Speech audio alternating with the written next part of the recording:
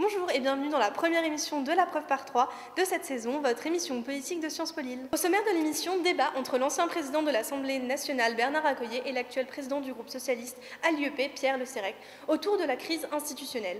Thème on ne peut plus d'actualité puisqu'il a été l'objet de débat de la deuxième simulation de l'arène de l'UEP ce mardi 2 décembre. Sans oublier l'éclairage avisé de notre cher directeur et enseignant en sciences politiques, Pierre Mathieu.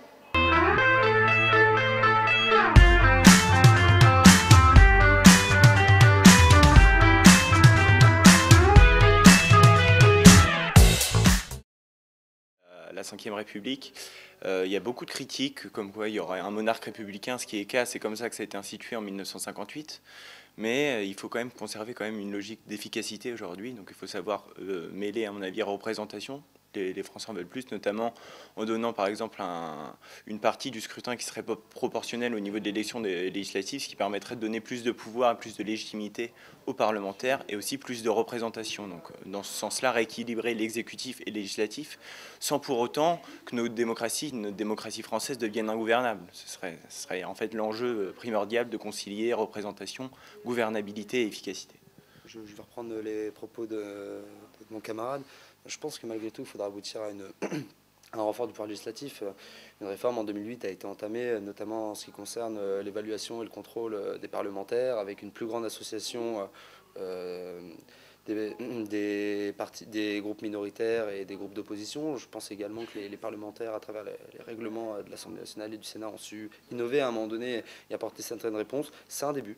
La grande problématique de la représentativité versus l'efficacité, en quelque sorte. C'est-à-dire qu'en gros, on sait bien que plus le mode de scrutin sera proportionnel et plus il permettra une représentation équitable de l'ensemble des forces politiques. Vous avez des pays comme Israël, par exemple, où on est représenté à partir de 1% des voix aux élections et on est sur une proportionnelle intégrale. D'accord ? Donc aucun siège octroyé en dehors de la proportionnelle.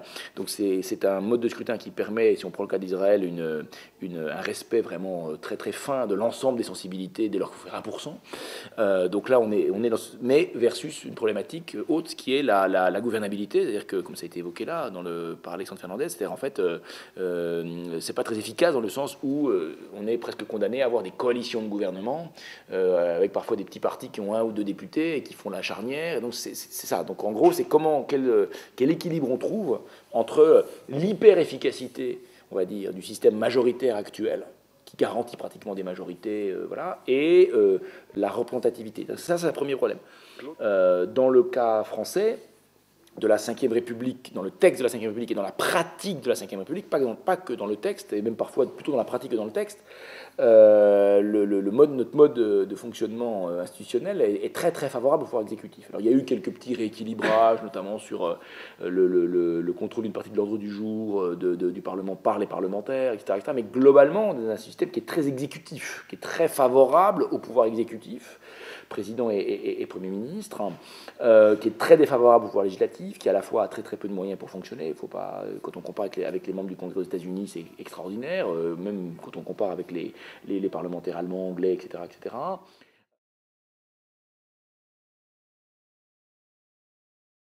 Certes, il y a une question de légitimité, mais il y a aussi une question de pratique. Je pense que dire qu'il y a une délégitimation totale de tous les hommes politiques, ce n'est pas vrai. Encore une fois, je pense que, notamment dans le cadre des députés, il y a la sphère de la circonscription.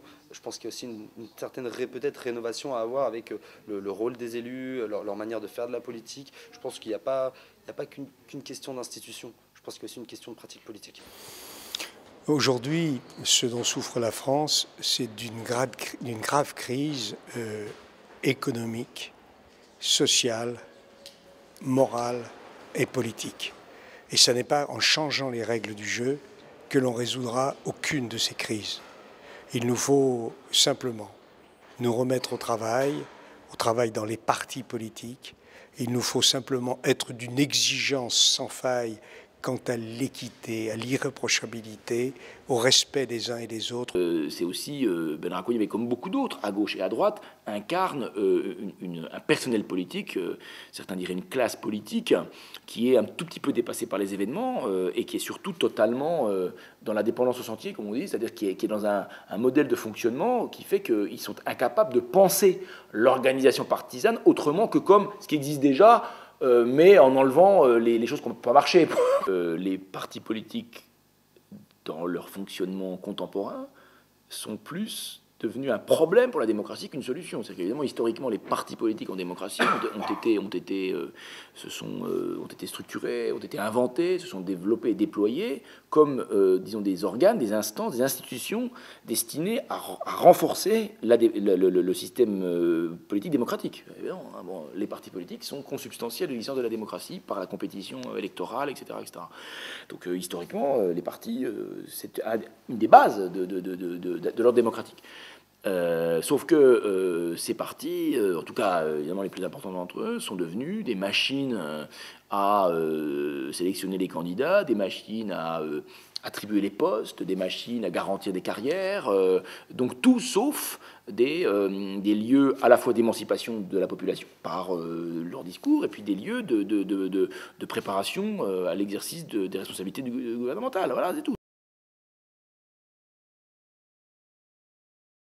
Ne soyons pas les apprentis sorciers en inventant je ne sais quelles institutions. On pourrait regretter la solidité, la fiabilité, la souplesse aussi des institutions de la 5e. Elles ont tout connu. Elles ont connu la résolution, elles ont tout permis, la résolution de la guerre d'Algérie, la décolonisation, les alternances, les cohabitations, et toujours les institutions ont tenu. C'est un bien précieux. Il n'est pas faux, évidemment, de dire qu'ajouter éventuellement la complexité d'une réforme institutionnelle centrale à la complexité de la crise sociale et économique aujourd'hui en France, c'est peut-être prendre un risque quelque part. C'est tout à fait évident. Bon, en même temps, j'aurais tendance à dire oui, mais on est en train de faire une réforme territoriale qui va bousculer de manière assez forte les échelons locaux du pouvoir dans ce même contexte de crise économique et sociale. Donc, je pense qu'il faut être réaliste.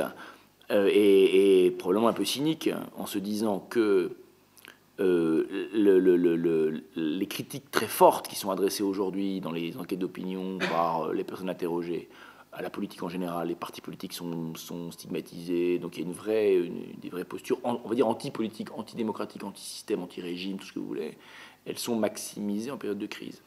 Donc ça veut dire que... crise économique. Oui, de crise économique et sociale, quoi, en gros. Et si on avait eu déjà des enquêtes d'opinion dans les années 1880-90, dans les années 30, je pense qu'on aurait eu le même type de réponse. Donc je crois que, après tout, la pratique institutionnelle de la Ve République dans les années 60, par exemple, était quand même beaucoup moins démocratique qu'aujourd'hui.